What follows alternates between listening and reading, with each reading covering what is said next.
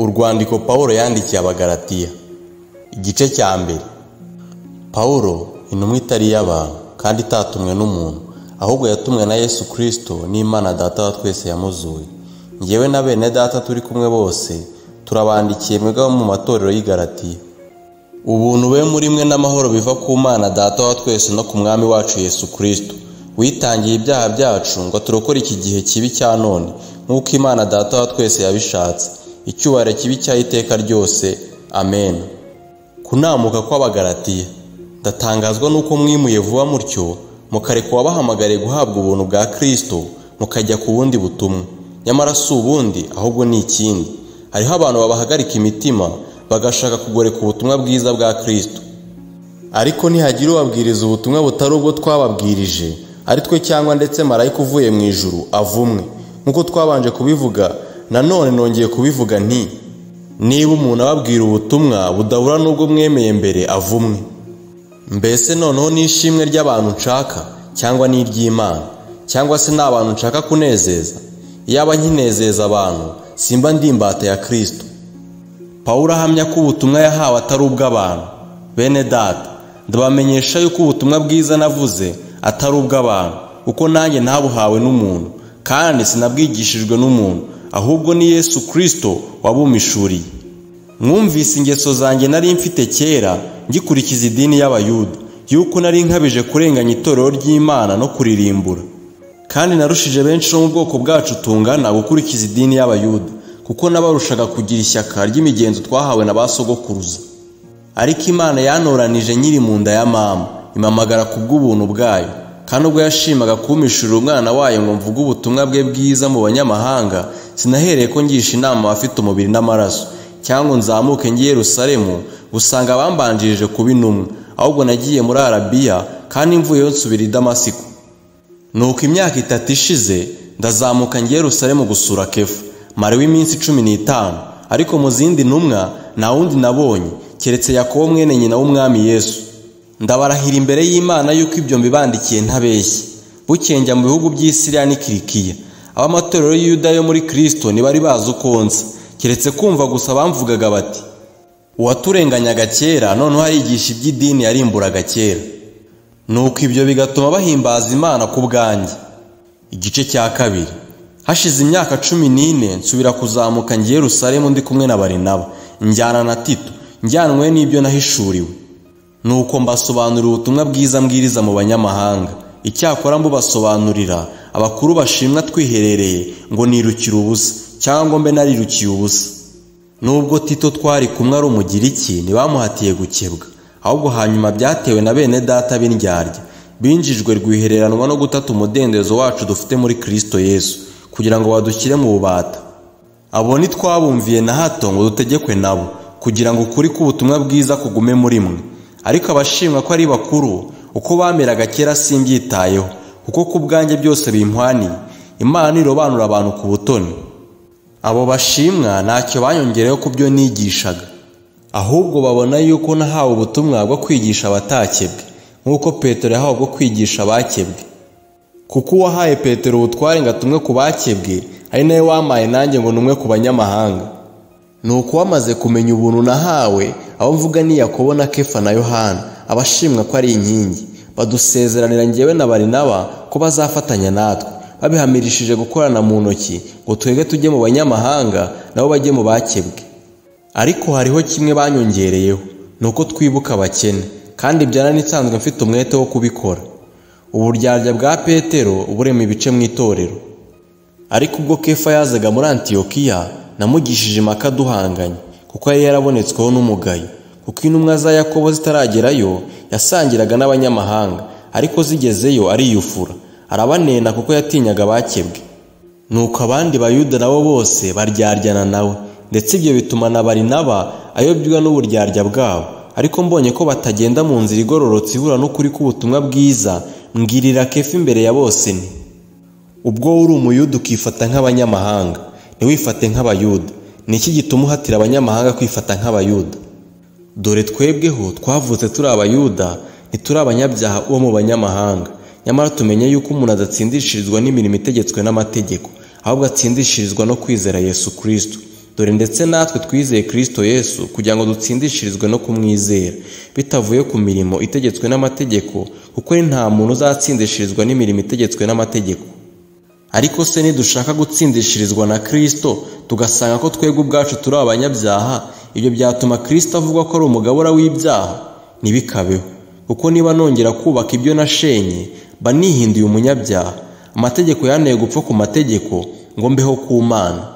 Nabambanwe na Kristo ariko ndiho, nyamara sinjye uriho, ahubwo ni Kristo uriho muri njye. Ibyo nkora byose nyiriho mu mubiri bikoreshwa no kwizera Umwana w'Imana wankunze akanyitangira. Simpindura ubusa ubuntu bw'Imana, kuko niba gukiranuka kuzanwa n'amategeko, Kristo aba yarapfiriye ubusa. Igice cya gatatu. Amategeko ni umushorera utugeza kuri Kristo. Yemwe Bagalatiya b'abapfapfa, ninde wabaroze?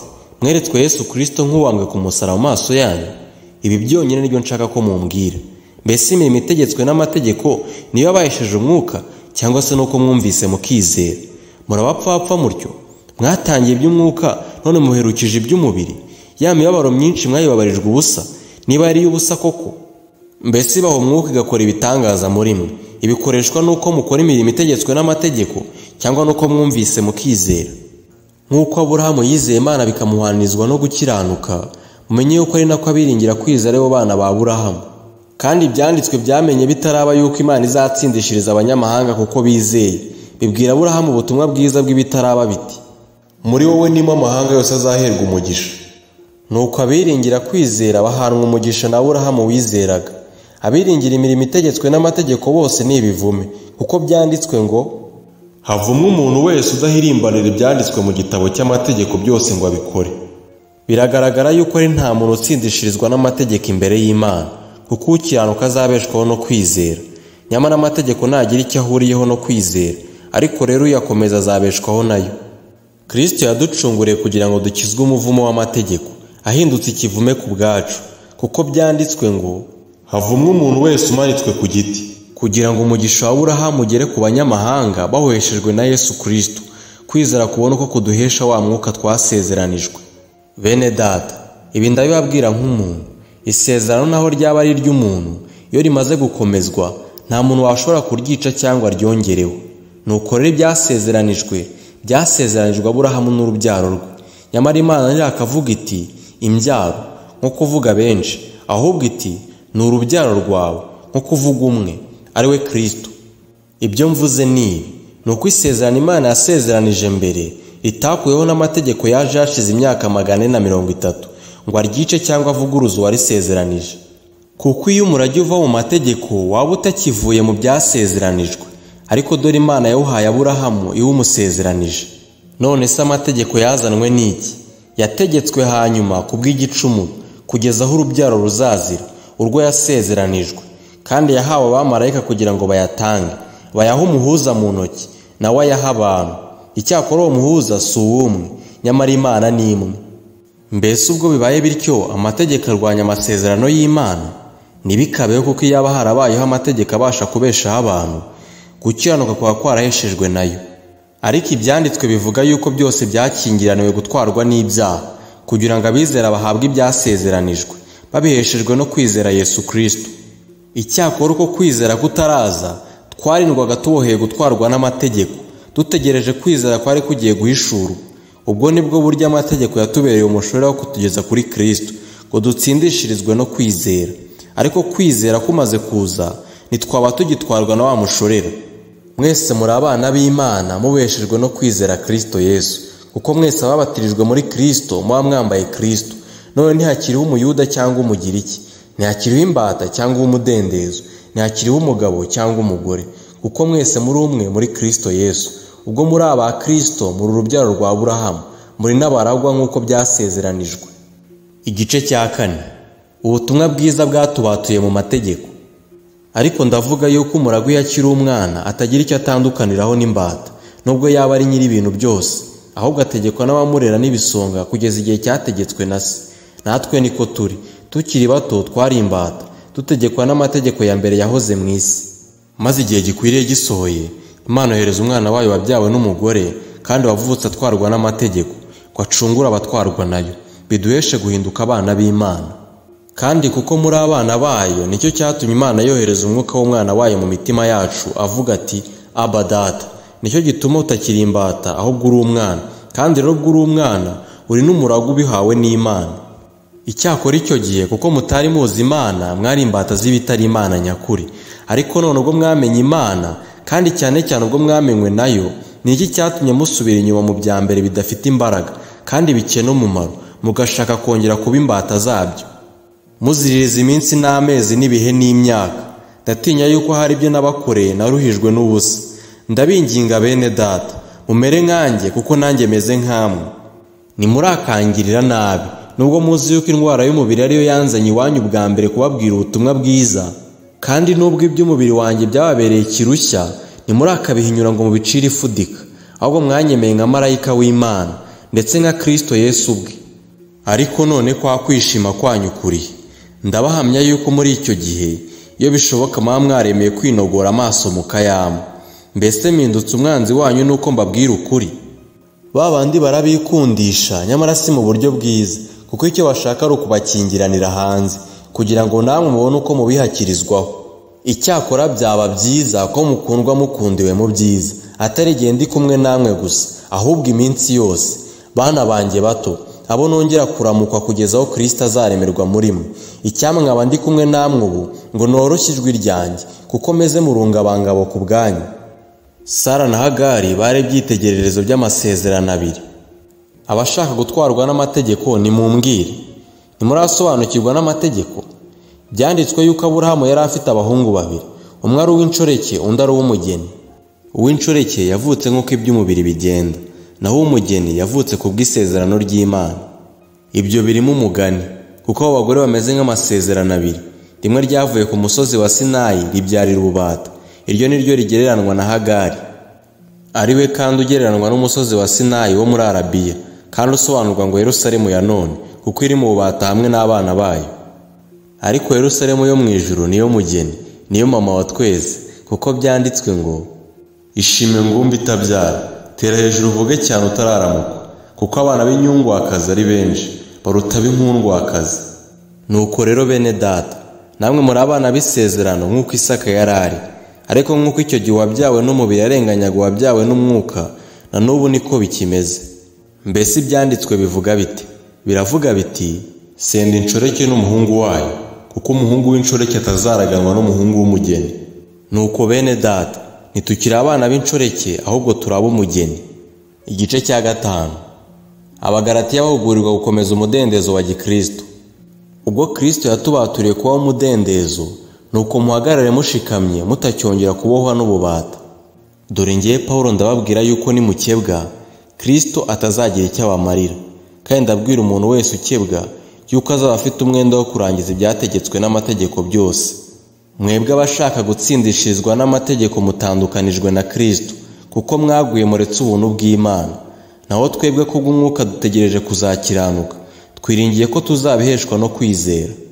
Muri Kristo Yesu gukebwa ntacyo kumaze cyangwa kudakebwa, ahubwo ikigira icyo kimaze ni ukwizera gukorera mu rukundo.